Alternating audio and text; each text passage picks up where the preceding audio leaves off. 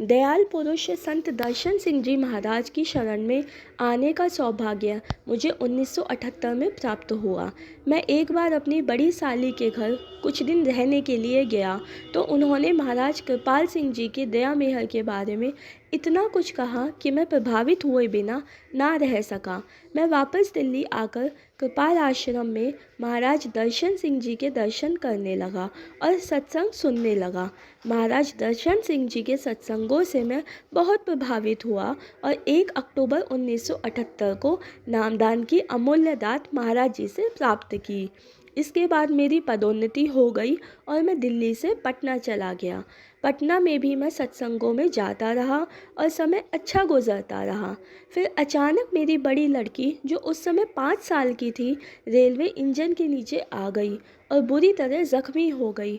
उसको अमृतसर अस्पताल में दाखिल करवाया गया, जहां पर डॉक्टरों ने उसके बचने के बारे में नाउम्मीदी जाहिर की, लेकिन महाराज की दया से मेरी लड़की बच गई।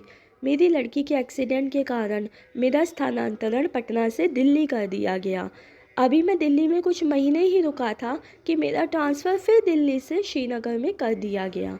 मैंने मुश्किल से 3 महीने ही श्रीनगर में गुजारे थे कि मेरी बदली फिर दिल्ली हो गई और एक बड़ी आश्चर्यजनक घटना से कम नहीं थी।